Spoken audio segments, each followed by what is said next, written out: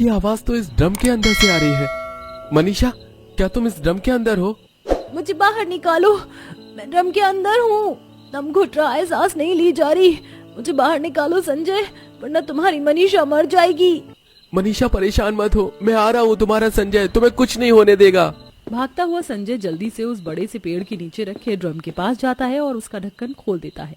जैसे ही ड्रम का ढक्कन खुलता है तो संजय की पत्नी मनीषा उस ड्रम के अंदर से निकलती है। मनीषा, तुम ठीक तो हो ना? तुम इस ड्रम के अंदर क्या कर रही थी? लगता है ये भगवान का ही कोई इशारा था जो आज मैं इस रोड से गुजरा।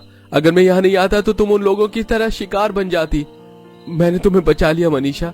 संजय, तुमने मुझे बचा तो लिया, लेकिन शिकार मैं नहीं बल्कि तुम बन गए हो। क्या मतलब? मैं कुछ समझा नहीं, क्या कहना चाहती हो तुम? देखते ही देखते मनीषा एक भयानक चुड़ैल का रूप ले लेती है और संजय का गला पकड़कर उसे हवा में उठा देती है। मनीषा, छोड़ो मुझे, क्या कर रही हो? क्या कर रही हो तुम? दम घुट रहा है मेरा, तुम्हारा पति हूँ मैं, मुझे छोड़ो। आज तू मरेगा और इसी तरह तड़प तड़प के मरेगा। मनीषा संजय को इस ड्रम के अंदर बंद कर देती है। दम घुटने की वजह से संजय तड़पने लगता है और एक वक्त आता है जब संजय सांस न आने की वजह से इस ड्रम में तड़प तड़प के मर जाता है। आखिरकार क्यों इतनी बेरहमी से संजय को इस ड्रम के अंदर बंद करके मार दिया गया? क्या ये सच में संजय की पत्नी थी या कोई और थी? इन सभी राज को जानने के लिए इस कहानी के बीते हुए भागों में जाते हैं। हमको पीनी है हमको पीनी है, हमको पीनी है। अरे लगता है आज कुछ ज्यादा ही पी ली है। आज ये रास्ता कितना लंबा दिख रहा है। लगता है जैसे ये रास्ता कभी खत्म ही नहीं होगा।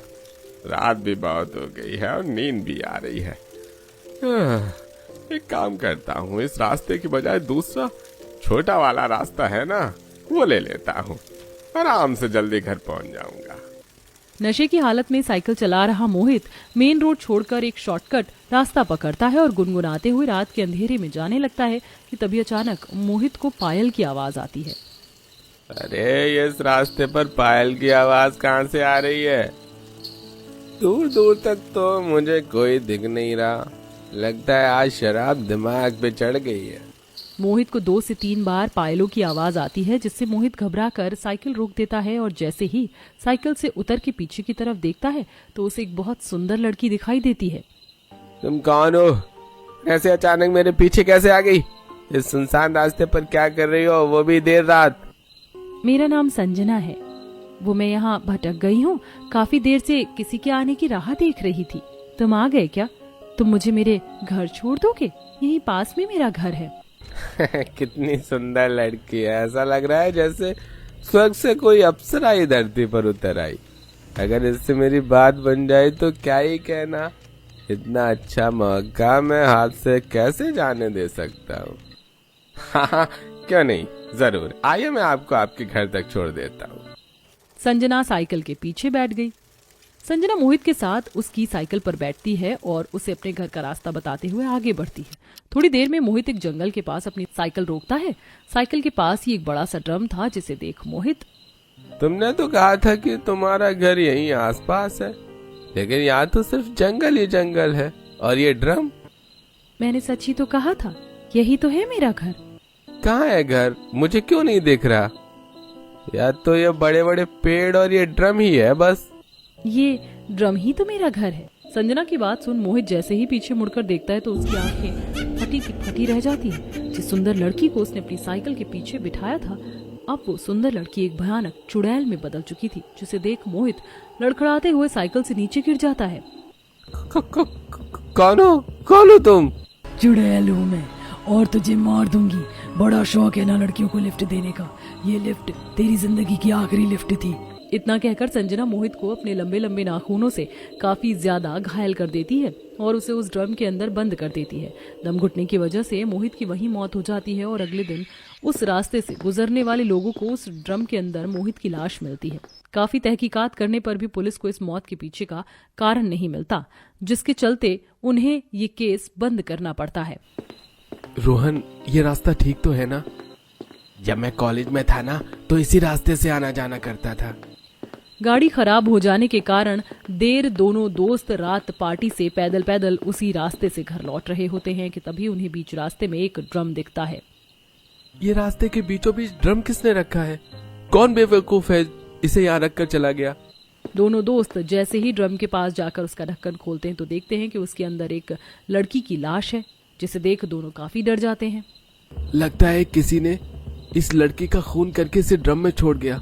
भागो यहाँ से, अगर किसी ने हमें देख लिया तो समझेगा कि हमने ही इसका खून किया है। दोनों दोस्त वहां से भागते हुए जाने लगते हैं कि तभी अचानक रोहन हवा में उड़ने लगता है। रोहन की चिल्लाने की आवाज सुन जैसे ही नमन पीछे देखता है तो उसकी आंखें फटी की फटी रह जाती हैं।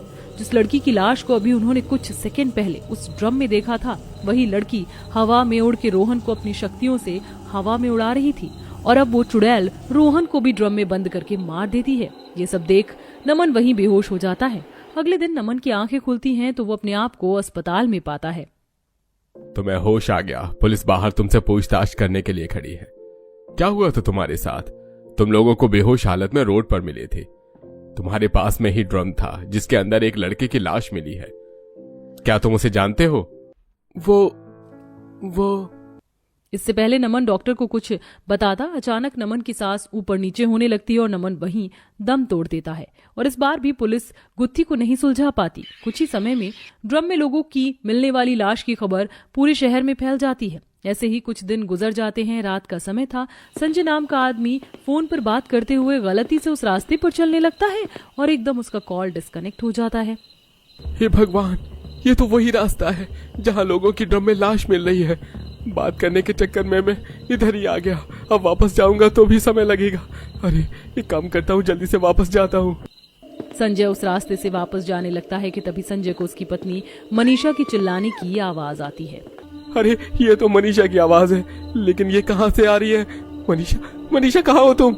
मनीषा की आवाज का पीछा करता हुआ संजय एक पेड़ के पास पहुंचता है। वहां एक बड़ा सा ड्रम था। संजय जैसे ही उस ड्रम को खोलता है तो उसके अंदर से मनीषा निकलती है और देखते ही देखते मनीषा एक चुड़ैल का रूप लेकर संजय को भी मार देती है। अक्सर इस रोड पर ये चुड़ैल रात में गुजरने वाले लोगों को यूं ही ड्रम में डालकर मार देती थी। ऐसे ही कई दिन गुजर जाते हैं। आज इस रास्ते से ड्रम से भरा एक ट्रक गुजरता है। कुछ याद आया? इस रास्ते से 1 साल पहले इस रास्ते पर क्या हुआ था हमसे? कैसे भूल सकता हूँ उस दिन को, लेकिन अब तो काफी वक्त बीत गया है। पुनीत और सुमित दोनों ट्रक चलाते हुए अपना सफर तय कर रहे थे कि तभी उन्हें उस रास्ते में बीचों बीच एक ड्रम दिखता है, जिसे देख सुमित ट्रक रोक देता है। रास्ते के बीचों बीच ड्रम किसने रखा है? ये तो बिल्कुल ऐसा ही ड्रम है जैसे हमारी ट्रक में है। दोनों ट्रक से उतरते हैं और जैसे ही ड्रम के पास जाकर उसका ढक्कन खोलते हैं तो देखते हैं कि ड्रम के अंदर एक लड़की की लाश है। ये कैसे हो सकता है? ये तो वही लड़की है ना? हमें जल्द से जल्द इस लड़की को जलाना होगा। अगर हमें किसी ने देख लिया तो बहुत बड़ी परेशानी हो जाएगी। पुनीत भागता हुआ ट्रक के पास जाता है और उसके अंदर से माचिस और पेट्रोल से भरा एक डिब्बा लेकर आता है। पुनीत जल्दी से ड्रम और उस लड़की की लाश पर पेट्रोल डालकर जैसे ही माचिस जलाने वाला होता है कि तभी वो लाश चुड़ैल का रूप लेकर हवा में उड़ती हुई लंबे हाथों से उन दोनों का गला घोटने लगती है। तुम जिंदा हो? छोड़ दो हमें। मैं जिंदा नहीं हूँ। तुम लोगों ने मुझे जिंदा ही कहाँ छोड़ा था? याद है ना वो रात? 1 साल पहले संजना नाम की एक लड़की इसी रास्ते से रात में घर जा रही होती है कि तभी वहाँ पुनीत और सुमित अपना ड्रम से भरा ट्रक लेकर गुजरते हैं। उन दोनों की नजर जैसे ही संजना पर पड़ती है तो दोनों ट्रक से उतरकर संजना के साथ बदतमीजी करने लगते हैं। छोड़ो मुझे, छोड़ो, जाने दो। शर्म नहीं आती तुम्हें? छोड़ो मुझे। कितने समय के बाद इतनी अच्छी मुर्गी फंसी है। कैसे छोड़ दे तुझे? आज तो तुझे हम काट खाएंगे। सुमित और पुनीत बारी बारी संजना के साथ बदतमीजी करते हैं कि तभी थोड़ी देर में उन्हें पुलिस की सायरन की आवाज आती है, जिसके चलते वो लोग संजना को एक ड्रम में बंद कर देते हैं। पुलिस जैसे ही उस ट्रक को देखती है तो उन दोनों से थोड़ी बहुत पूछताछ करके वहां से चली जाती है। और जब पुनीत बाद में उस ड्रम का ढक्कन खोलता है तो देखता है कि दम घुटने की वजह से संजना मर चुकी थी। अब दोनों संजना सहित ड्रम को वहीं फेंक कर वहां से निकल आते हैं। हमसे बहुत बड़ी गलती हो गई, हमें छोड़ दो। हमें उस दिन ऐसा नहीं करना चाहिए था। तुम कहो तो हम खुद को पुलिस के हवाले कर देंगे, लेकिन हमें मत मारो। जैसे मेरी मौत तुम दोनों के हाथों लिखी थी, ठीक उसी तरह तुम्हारी मौत अब मेरे हाथों लिखी है। कितने वक्त से मैं तुम्हारा इंतजार कर रही हूँ। जिस तरह मैं मरी थी अब ठीक उसी तरह तुम भी मरोगे। संजना पुनीत और सुमित को पूरी तरह से घायल करके इस ड्रम के अंदर डालकर ऊपर से ढक्कन बंद कर देती है और दम घुटने की वजह से सुमित और पुनीत की मौत हो जाती है। उन दोनों की मौत के बाद आखिरकार संजना को भी अब मुक्ति मिल जाती है।